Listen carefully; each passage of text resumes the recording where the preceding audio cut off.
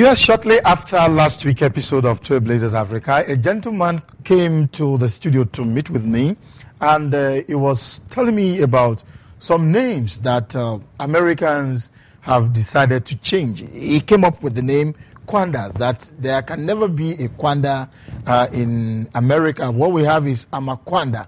But because maybe when we were being taken away by the white, they asked the name of the guy and he said Amakwanda, meaning that I am. They never knew that AMK is a part of the name, but that is just by the way. He was asking if he could trace those names, and that the names are Ghanaian names, not American names. So if you're a Kwanda and you're an American, please try to trace your route back home to Africa. You are a typical Ghanaian. Welcome to Trailblazers Africa this wonderful Saturday morning. My name is Moses Owopade. Today I'll be looking at a very, very serious issue, and that is why I have an interesting personality as my guest on the program. To read all the good works of this guest will take me almost 3 hours, and the program is just 1 hour. So what do? I try to summarize and then allow her to tell us most of the things she has done. My guest today is the Chief Executive Officer of Tinifa Ghana Limited, and also based in the New Jersey, United States of America. He has been appointed as the honorary chairperson of the National Republican Congressional Committee for Business Advisory Council. And the letter, I want to read the letter that really gave her, that confirmed that appointment. The letter from the National Republican Congressional Committee's Business Advisory Council in Washington, USA reads that my guest, I decided to use my guest because I don't want to mention a name first for you now, has been appointed to the Business Advisory Council in the recognition of valuable contributions and dedication to Republican Party. Republican Party? Is she a Republican or a Democrat? Well, all that I'll be finding out on the program. The Business Advisory Council is part of the National Republican Congressional Committee, and it is dedicated to making sure that small businesses have a voice in Washington, D.C. My guest also speaks 9 different languages, 3 international languages, and 6 local languages. So if I ask her 80 she will answer a yeah or boko. So whichever one, all this you'll get to know. And an ordained Reverend Minister, that is interesting, of the Calvary Life Chapel International, are now serving as the resident pastor in the New Jersey branch in Teaneck, USA. Chief Executive Officer of Tinifa Ghana Limited, an internet service providing company, executive producer of so many things, and of course former members of the board of directors of the Ghana News Agency, member Women in Technology International USA, Women Impacting Public Policy USA, members of the Northeast Teaneck Business Improving District Committee as a subcommittee of the Teaneck Economic Development Corporation, and a partner of the IFA Group. I told you, if I should continue 3 hours, I wouldn't finish. But funny enough, she also has time for leisure. She's a member of the Rotary International Accra North, Ghana, and Rotary member of the Teaneck Rotary, United States of America, a motivational speaker. And today is going to be education, motivation, and whatever on the program. My name is Moses Owopade, and my guest today is Nana Yaa Owusu-Prempeh. I'd like to welcome you. Thank you. It's good to have you. Thank you. Same here. How did you come about all this long profile? How did it all start? The grace of God. That's interesting. I mean, basically it's the grace of God, because if you consider my the beginning of my life, and if anyone had told you that I would be this and I would be that and I would do this and I would do that, you probably wouldn't have believed it. So I believe it's totally the grace of God, the favor of God, and also a lot of hard work, determination, and focus and ambition. Grace of God, hard work, determination, ambition had made her to become what she is today. Now, you said if anybody had seen you when you were young, hardly would the person believe that this profile will be this long. What was it like at the beginning? Maybe I'm interested in knowing, so that it will also encourage some of my viewers. Well, of course, I like to say that I wasn't born in a prestigious hospital, which I say these things not because I'm demeaning myself, that somebody may think, but I say it so somebody who was born in a ridiculous situation would know that where you were born, how you were born, and to whom you were born, by whom you were born, does not determine your destiny. Because I was born in a cottage. A cottage is about many meters or many miles away from the village. So being in the village was prestigious. You know, you go further deep down into the forest where you have a building, and then you walk about another 10 miles before you find another structure. That is a cottage. So you get people living far apart from one another. Wow. So if you had a midwife delivering you, then you even stand a better chance to make it in life. If where you're born really matters, you understand. So I believe that life is not about where you were born, who delivered you, and, you know, I believe that once you get to a place of age where you can make decisions for yourself, that is when your life begins. Now, at what point did the journey to America start? At what point? That's about just about mid part of my life, you know, and I wanted to further my education, and my husband at that time had just finished the university and he had left for USA. So obviously, a young man who falls in love with a woman that he thinks if he doesn't hurry up, somebody will come and grab. So, you know. But actually, I think that education was a major part of my going up there, because I believe that education is a major tool to wealth making. And anyone who wants to get somewhere in life, having everything that pertains to life and godliness, must consider education. Yes, education not necessarily guarantees you prosperity or wealth, but it's a major tool. It's a major tool towards that. So when traveling came in my my journey, I wanted to go to Cornell University and study, but things changed, and so my husband was in another part of the U.S., so I had to join him there at that time. And that is when I would say that life abroad began. And it actually began not on a very rosy note. We had to work hard to get where we are. Well, she is an alumnus of Garrison Primary School in Kumasi. And, both Kumasi and Accra. Kumasi and Accra. And she was very athletic student of Tema Secondary School. She left. She got the class of 84. Now, very athletic. Can you still run now? You want to try? Let's wait for the Olympics. All right. Okay, now let's look at Africans in America. You were there, and at a point you were recognized by a political party. We'll be coming to that. But how was life in America, especially Africans that are there? You know, once a frog, always a frog. When you are a frog in Africa and you go to America, you don't turn into a snake. You will always be a frog.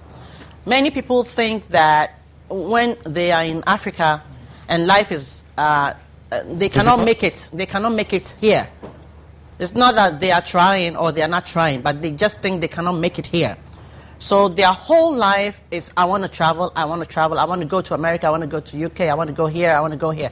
So they have decided not to consider anything else in life while in Africa besides traveling. You know, so once they get there and they see that, oh, it's not as I thought it would be, then frustration sets in. Coming to America does not guarantee that you are going to be successful. Chances are you will be successful, but there is no guarantee. Because if you are a failure in Africa and you don't deal with the issues that make you fail, when you go to America, those issues are still with you. See, it is not about where you are. It is about you, your concept, your focus, and your mindset.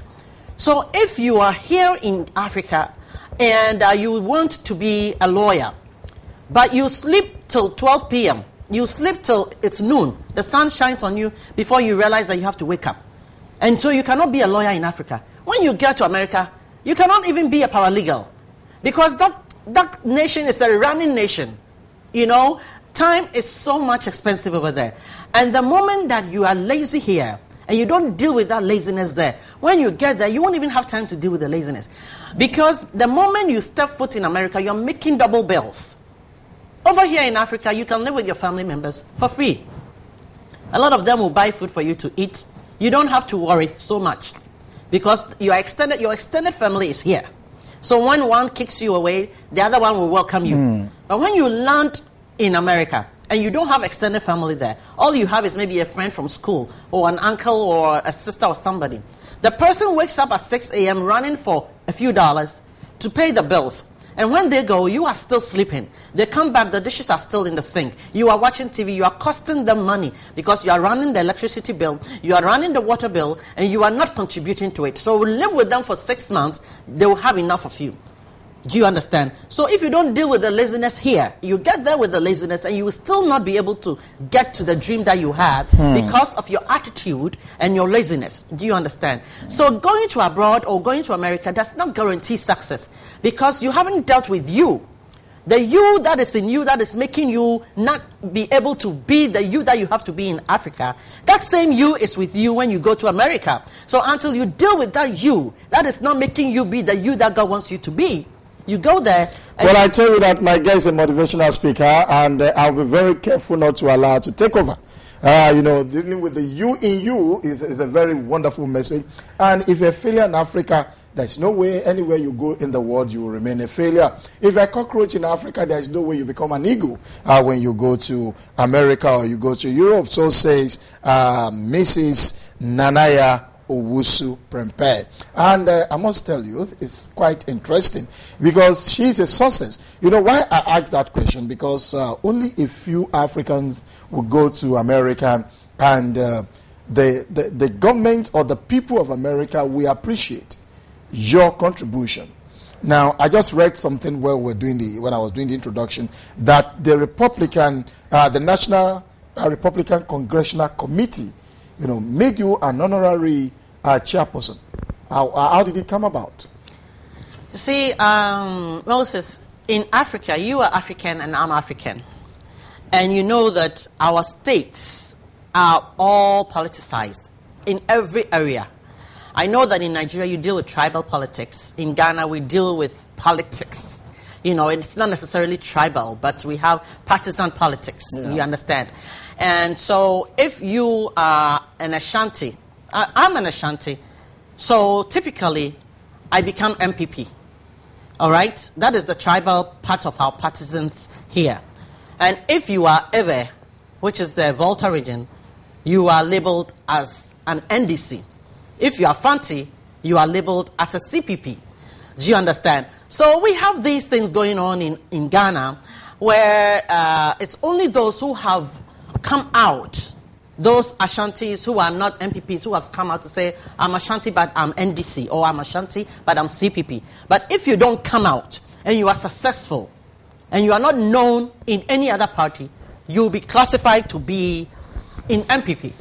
And for me especially, my name, Prempeh, typical MPP name. Do you understand? And so it is very funny, especially when you're a businessman or businesswoman in Ghana and your line of association politically is not determined very well. Yeah. And there's a question mark. There's a question mark. Everyone is wondering, oh, where does she belong? She's so successful. We don't see her name here. So where does she belong? You understand? And woe is you if you don't belong to the reigning party. You can't be on the fence. No. Woe is you if you don't belong to any the ruling party, and your name is not seen in the books, or your contribution is not received, or your voice is not heard pro. Do you understand? And it's a shame. I believe it's a shame that as Africans, the primary concern that we must have as Ghanaians, being our nation, is overlooked. And it has become more of where you belong and who you belong to, who you talk to, who you appreciate.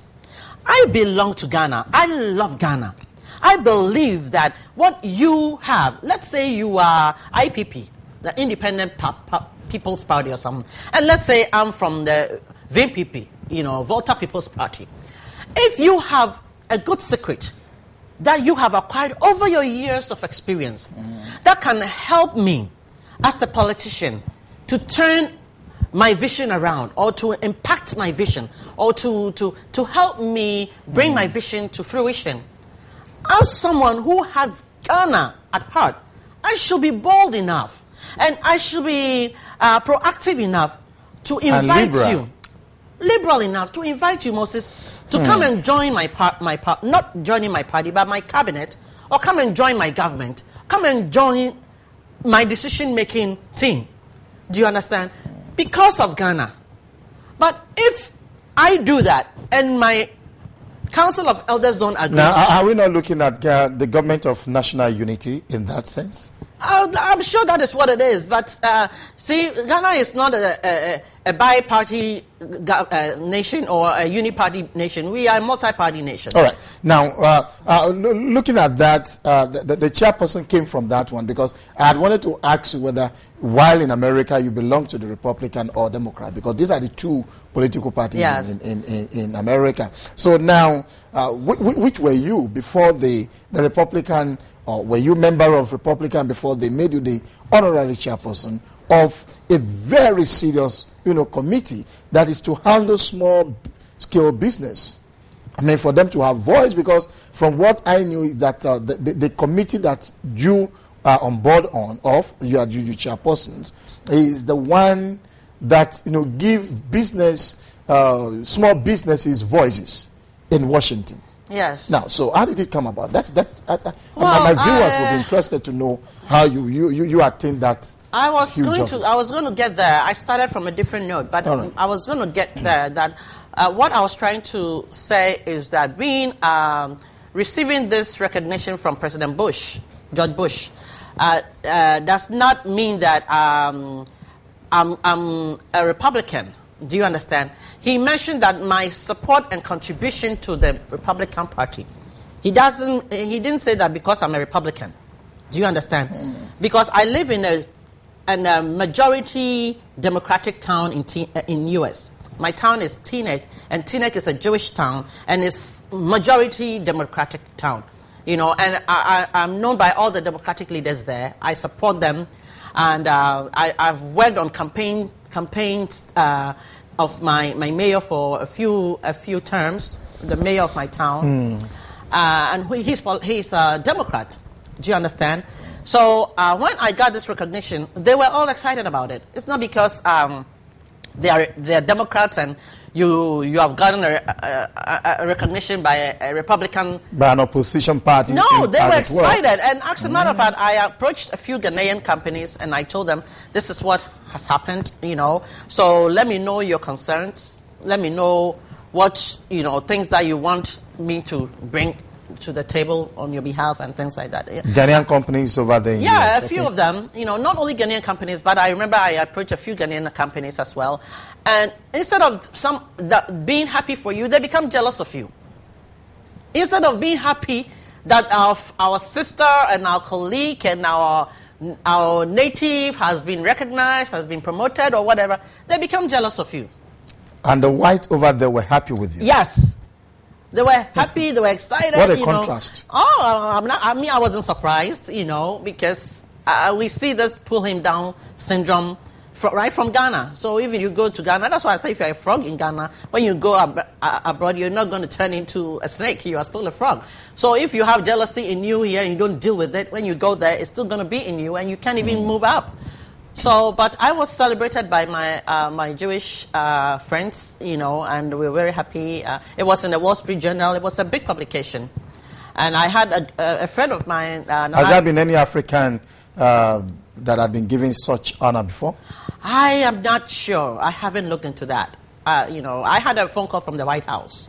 I was actually invited to President Bush's inauguration dinner and all those things, And I think it was an honor for me to even get a phone call from the White House to invite me to the dinner and all that Especially stuff. when you remember you were born under a palm tree. Absolutely. And there are millions of foreigners in America, and I don't think a majority of them are getting what I got. So I think God has been very graceful to me, and I didn't go to America to go and waste my time and go and misbehave or live a loose life there. I went and I played my cards well, and I lived a good life, and I studied hard, and I brought everything that I studied to Ghana to help, to rebuild Ghana. I didn't stay there and consume whatever I had there. I have an investment here that was millions of dollars here, and I brought everything to Ghana. Do you understand? So if you come back to Ghana and try to help, and rather than being helped, you are criticized, people are vindictive of you and jealous of you, and it's heartbreaking. Wow, very heartbreaking. Someone who was born under a palm tree was called from the White House for an honor to become the honorary chairperson of the National Republican Congressional Committee that is to be on the Business Advisory Council. That's interesting. Now, let me ask, how have you been able to use this office to assist the small businesses over there? Because basically it's to give the small businesses voice. How has it been? Have you been able to do that since the power came? Well, it's not a permanent role that you play. It's it's a role that you play for a period of time. And during my time, like I said, I made efforts to send out invites to people to meet, to stretch businesses and things like that. So I did my part while I was able to do it.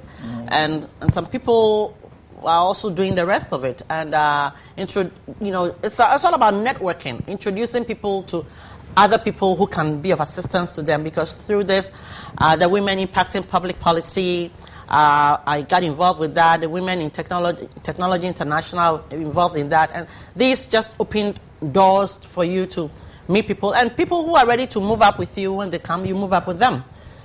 When you realize that somebody is coming around you and the person is rather trying to pull you down, you don't let them hold your dress, and as you go, the person pulls you down. You have to just say, okay, let me take my step, and then you leave. But in all, I have a few Nigerian friends too that I was able to help. Expansion of networking, introducing them to people that have the power to turn their businesses around for them. And things like that, It's all about turning your business around, networking, meeting the right people to help you do the right things. You see, America is not a place where they will give you money to launder on yourself, like free money. Here, go and enjoy it. If you don't have a vision to support, they will give you the money if you have a vision to prove that this money will do this vision. They have lots of funds and grants available for people who have vision. They can document the vision. They'll support you. There are grants. They are not loans. They have grants, available grants especially for black women and black young people. The youth, black youth, the scholarships, and this kind of honorary role made me avail these things to people who didn't know about it. You understand? So know about how to get the grants right. I have people who do grants writing. When you want to have a grant, there's a technical way to put up a document to get a grant. I have people who are doing that so that you can be able to get a grant. Yes. Well, don't consult her for that purpose, because a lot of people will be calling me that I like to meet your guest because she has just told us how to prepare the document. But that's in America. That is in America, not in Ghana. Yeah, before we go for this short break, I'd like to ask you, you are a Democrat, you have just told us that, and we have an African American as the president of United States of America. How would you say his policies have been able to affect the development of Africa? Just briefly. Obama has been a history maker since he stepped foot in the White House. He has been making history in many policies, things that were stalled bills that were stalled are supposed to be vetoed. He came in and he ran through things. See, but he had impediments on his way, and the impediments are not coming from the Republicans, they're coming from the Democrats. His own party. This is my view and my opinion, okay? I see that the hurdles that he's getting, most of those hurdles are coming from within. See, and whenever, even the Bible says that a house that is divided... The enemies of a man. Yes, are from his own house. And the Bible says if a house is divided against itself, it shall not stand. Yeah. And it is so true. And in Akan, we have a proverb that says, "Abobi bekawa na ofriwuntumem." Do you understand that one? No, if you get bitten by any insect or any mammal, it will be coming from your own clothing. You understand? If you have a bed bug on your shirt, a bed bug can bite and chew and suck your blood. All right? That bed bug will be coming from your cloth. Will not be coming from the next person to you. You know, so this is what I have seen, that he was having a lot of impediments from within. But more so, he has brought a lot of women into power. I see Obama stretching the women in politics in America, making more women bold enough, giving the platform for women to expand in politics. I also see that the people in the military, through his wife Michelle, people in the military have gained a lot of respect, and they have gained a lot of that they have been given many amenities, unlike before. And people in the military are people who are fighting for the nation. They need all the recognition and the support that they need, because any house without defense will be taken up by the enemy. Has he been able to really encourage Africa? Encouraging Africa, I think so much so. He's the first American president that has made Africa proud. Encouraging Africa depends on how the African presidents accept him. If you accept me, I'll give you what I have. If I come to your house and you don't give me a seat, I'll stand and I'll leave without giving you what I have. So accepting or encouraging Africa depends on how you see me. If you see me that I'm able to give you something, then I will give you something. So I believe that it's the African leaders who have welcomed him and allowed him to help them who are getting the help. So if we are not feeling the help, it means we have not given him the opportunity to help. Because you can force a horse to the riverside, but you cannot force the horse to drink of the water. So if Obama is a president in America, and you are an African leader, you believe that Obama can help you as an African leader, you make the efforts to reach out to him. Mr. Obama, I believe that you can be of this and help to my nation. This is what I need. So you are giving the person an opportunity to help you.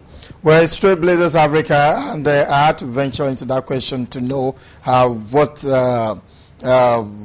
Africa has really benefited from the President of America. Well, because I knew all over Africa then before the election, almost all African nations were rooting for him, and after so many. I don't want to go into all of that. That is not my focus on Trailblazers Africa. We go for this break, and the break, of course, I'm taking my word on marble from my guest today. You cannot be a frog in Africa and become snake in America or Europe. All you need is to build yourself. Let's go for that word on marble, and then after that, I'll be back again with my guest. I'm sure you are really enjoying her the way I'm also enjoying her right in the studio. I'll be back after this break.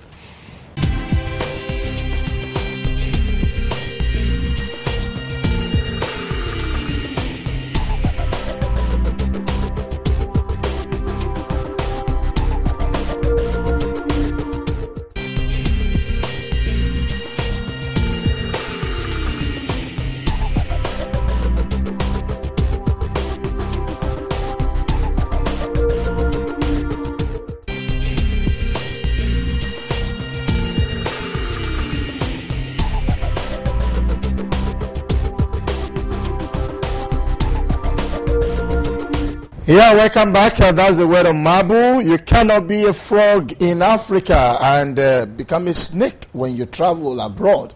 That is a very serious food for thought for so many of us or so many of you, because I don't think there's anything too serious over there, even at this level now, for me to be jumping into plane, going for nothing, when there is a law, when there are laws here in Africa. Yeah, my guest is still Yaa Owusu-Prempeh. In fact, the titles are so many, I don't know which to call her. But pioneer, I would rather call her pioneer of IT in Ghana. Now, pioneer of IT in Ghana. What informed you? When it comes to women, because there were other gentlemen who were ahead of me. Okay, when it comes to women. Yes, absolutely. Well, I am someone who likes to fidget with gadgets. You know, since I was growing up, my brother, who is a bishop, Divine Ajay, he's the head of our church in Kumasi, Reverend Divine Ajay. He is someone that I was always looking up to when I was growing up, and he likes to fidget with electronics when he was growing up. You know, even if the system has not broken down, he will go and break it down and fix it together. And I was watching all those things, and he's always looking at the car, what the car is doing, how the car is running. So when I went to America, I noticed that I had that instinct in me as well. And when a system stops working, I like to open it up and see why it's not working. You know, a fax machine, a computer, you know, during the days when computers started coming very, very fast, I started